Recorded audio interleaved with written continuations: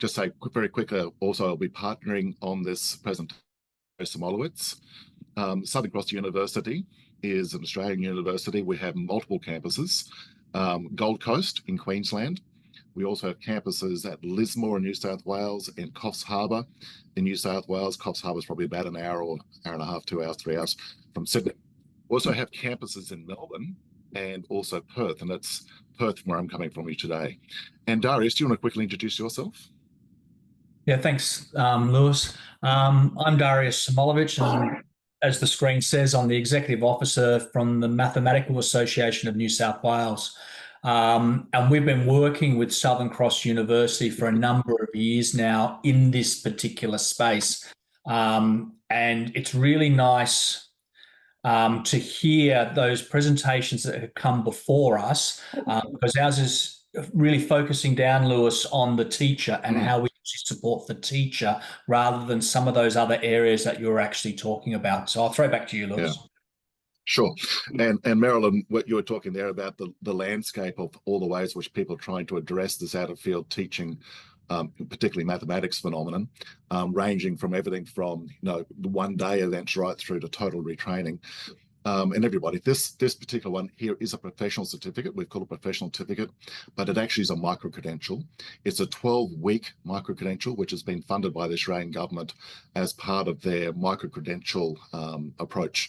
And it has this project sits probably as one of about 25 or so across all disciplines within the university, of which about 3 or 4 are looking in the education area. So this is quite a new innovation for Australia through the microcredentialing. So what we're looking at here, and as some of you may be aware from the previous presentation in 2023, we actually shared at that time about the instruction design principles which are guiding the implementation of this microcredential, which we have since now actually implemented and had our first cohort through. So today we're just going to share a little bit more about how we started conceiving of it as we implemented it, talk about how we actually went about that, and then some of the student outcomes from that. And then also, based upon the fact that we're presenting internationally here, we're going to share a little bit about the Australian system, or the way in which we actually got this microcredential grant, and also how it fits into the larger landscape of microcredentials, and then the process we went through at our university and actually pushed us through as advanced standing into a master's degree. So we had, from the outset, we had these overarching goals, which we were, and I'm just going to go quickly through and release these here. And what you'll see here is that not only are we looking to increase the proficiency and the self-efficacy, we were looking at ways in which we could reduce mathematics anxiety and mathematics teaching anxiety. It was very important to us that we established the sense of belonging to a community. And Darius, I'd like you to talk into that a little bit and how important it is, particularly from a professional association point of view. Yeah. Critical to what we're doing is that partnership between a training organisation, like a formal training organisation, and where we're sitting at a professional association, so the Professional Mathematics Association. And what a professional association's core business is about professional learning, the development of the teacher's practice for teachers.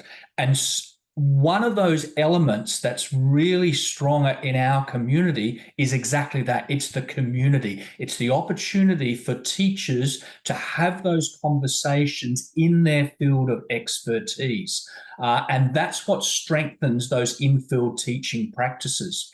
And so where it aligns really nicely with this micro-credential, that sense of community, often those out-of-field teachers may not have their own maths proficiency. They may have these anxieties. They may not feel like they belong to part of their maths faculty in their school. They're just filling a space open on the timetable. And so what we've tried to do is bring them in or offer them that opportunity to become part of a mathematics community, where they can seek expertise, they can have those professional discussions, they can talk about not only the content, but the practices, those pedagogical practices about how to implement and why we're implementing it. And so we've tried to really blend nicely that formal training for them, but also welcoming them into a community.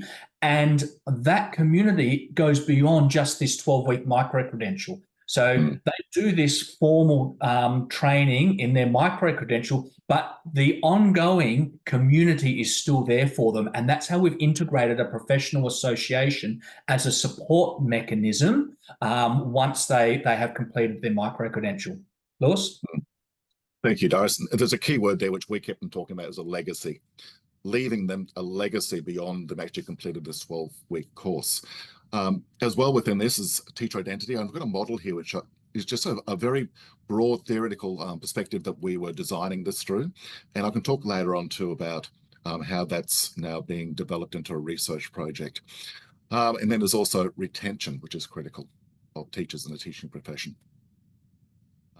Now, there is a broad model which we're looking at. I'm actually working with Darius and also Mel Graven on this project here. When we were initially organising this, and this ties back to the previous conversation as well, we were really trying to identify, where are we in relation to these teachers and their sense of identity as mathematics teachers, realising fully that there is a continuum where some teachers may have been teaching mathematics out of field for years, and they may actually feel more that mathematics is part of their overall teacher identity. But so this model here, what it's acknowledging is that we're looking to transfer some of their in-field teaching experiences and into their mathematics teaching.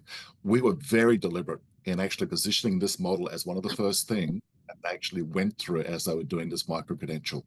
We were acknowledging that they are teachers, they are professional teachers who are teaching mathematics. And for some of them, teaching mathematics out of field, way out of field. For some of them, it's not too distant. For example, maybe a physics teacher or a science teacher or a physical education teacher, for example. But the idea is, how can we get some transference from their in-field to their out-of-field? Because one of the reasons we had talked about that is because it's 12 weeks. And how in 12 weeks can we really support them to use the time to the maximum? One of the ways is to say, look, you're a professional teacher already. Let's make sure that we're using these. And also, we're also very conscious of the fact that there are other aspects, like the course, for example, the professional association, which is also going to grow this area. And the idea is that we start to get some convergence in their sense of identity. And over time, obviously, the further we can overlap those, the more that their identity becomes one which really takes in teaching mathematics as well. Part of the conceptualization of this transference was that there are universal approaches to teaching, or even meta ways of teaching.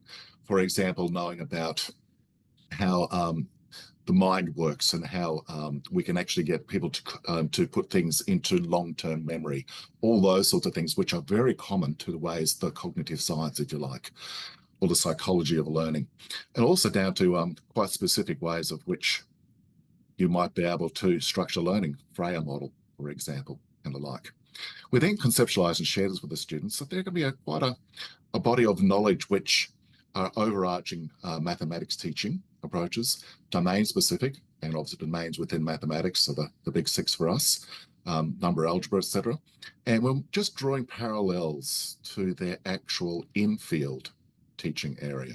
So in other words, really making them understand that what we're about here is building them upon their overall identity and making connections across between the two of them. All right.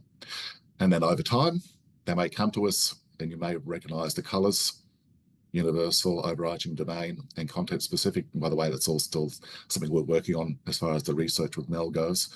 But over time, they start to make more connections through those different layers. Now, Darius, I want to throw back to you here. If you want to just talk a little bit into maybe the workplace learning and how important that was to how we then structured the tutorials and Mansell's role in that. And then I'll come back with that learning management system. Yeah. One thing that you hear all the time is teachers are time poor. And so if they're going to invest time in learning a new school, if you like, so investing time in a micro-credential, we had to make sure, or we tried to build in, that it wasn't too time demanding for them. Yes, we had to meet formal hours as being a micro-credential, over that 12 weeks, and there had to be assessments and work for them to do. But what we really tried to do was build the work they're doing in the micro-credential in that formal space, whether it was the independent work or it was with their tutor or with their mentor, but build it into the work that they're actually doing in the classroom. So they needed to see that the work I was doing there, hang on a minute, I can use that straight away in my classroom. Or I've got this lesson or a lesson sequence coming up. I'm going to use my learning from the micro-credential course or the activities we're doing to build those lessons or lesson sequences that I've got coming up. And we did that all the way through to their assessment tasks as well. So their assessment tasks weren't a separate piece of work that they had to do. Their assessment tasks were part of the work that they were actually doing in the classroom. So we tried to give them back, or we tried to make best use of the limited time that teachers actually have for when they're studying and they're preparing and working in the classroom, and try and find some of that overlap so they could actually see what I'm doing in my micro-credential, I can use straight away in the classroom. Is that enough for now, Lewes? Yeah.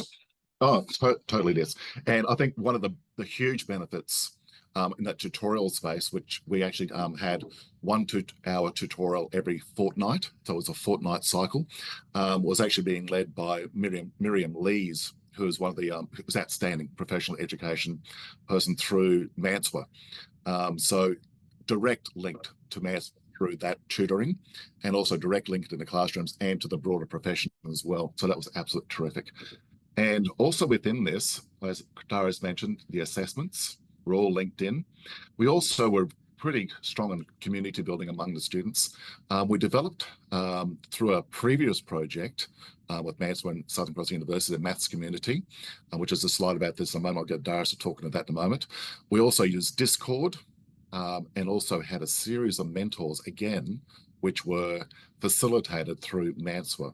So you can see here that, yes, Southern Cross University was the deliverer of this, but there's a strong partnership.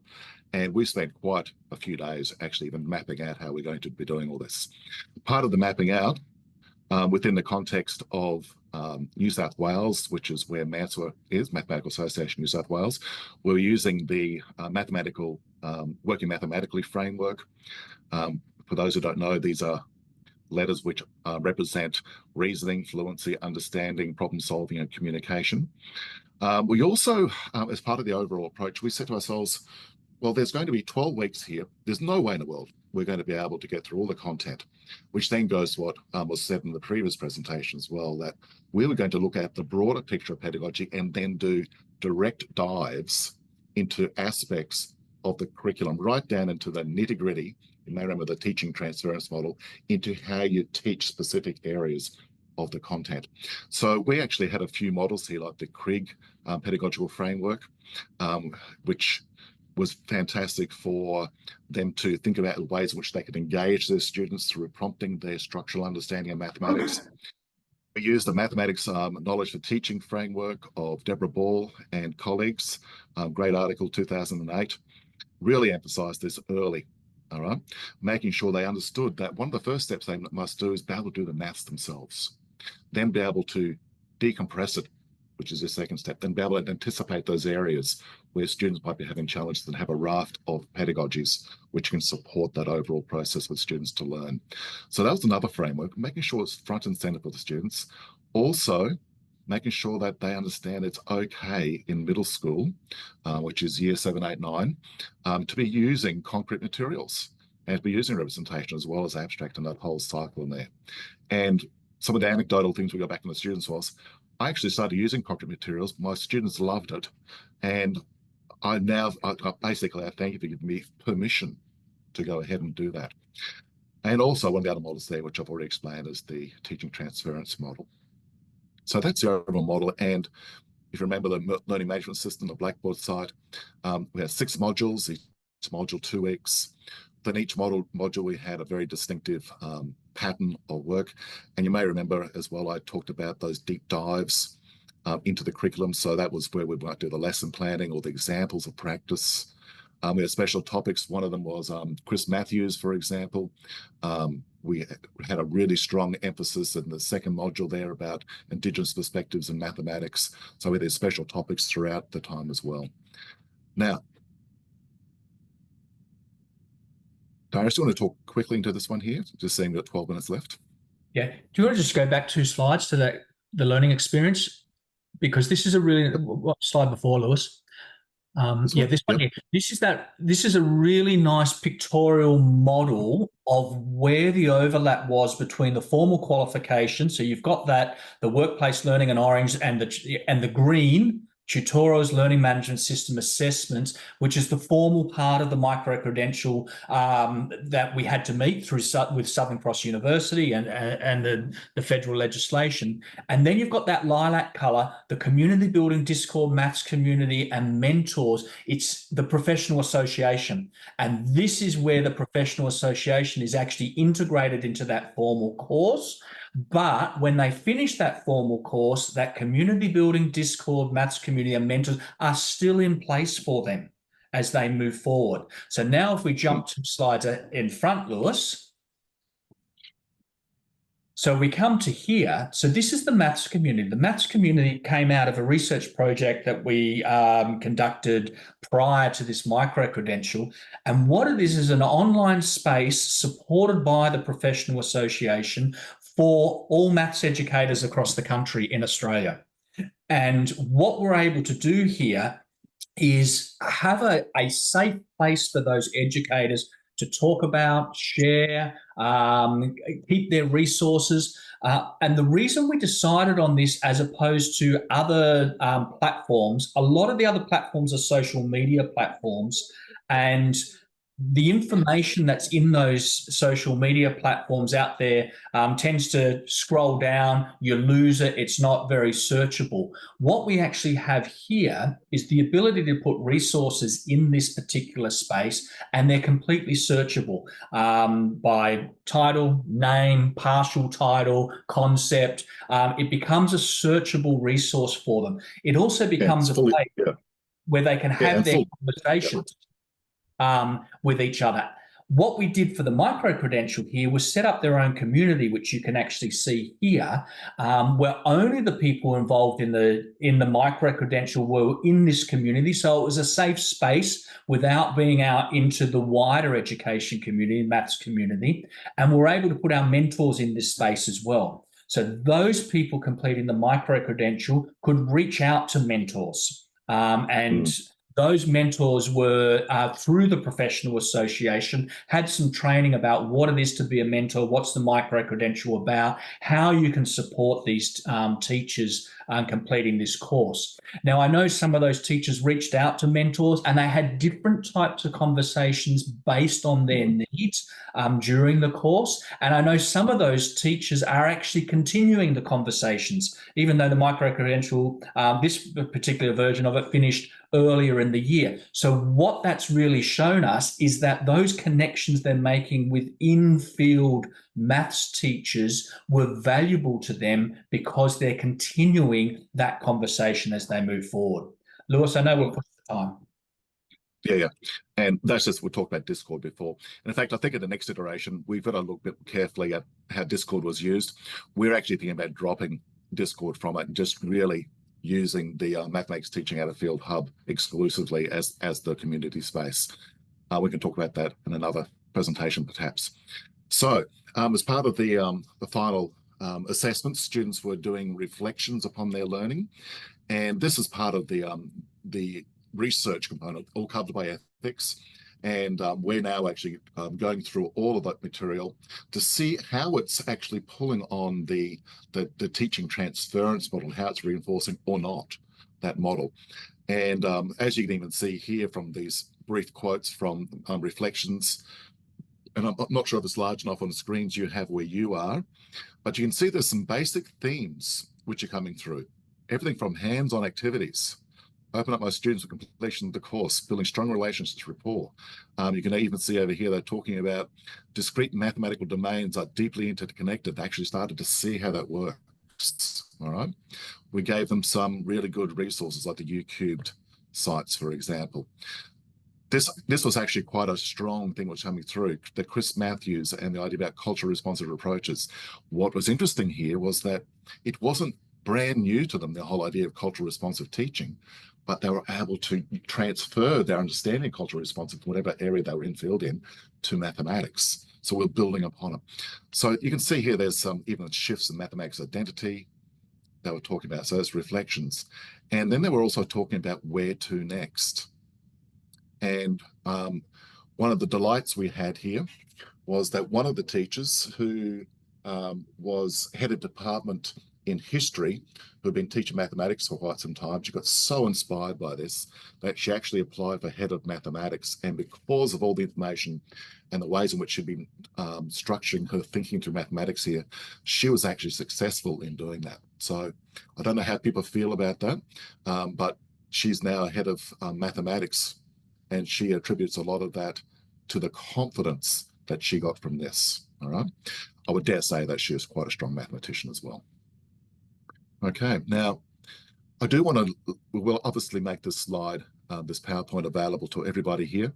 If you wanted to come in here, you're really inquisitive about how to get a micro-credential up and running, I've shared with you here materials from the Australian context, all right? And you might actually be able to see the natural micro-credentials framework, how that works, really talking about the portability and the 3 standards which apply to it. Again, it's all this is provided with links. Just have to go into presentation mode, be able to click on these and go straight through. Within Australia, all the micro-credentials are listed on the microcred seeker. And again, this is how we present here, 12-week course, et cetera, et cetera. Thanks, And Lewes. Yeah, nearly there. And also the approval process.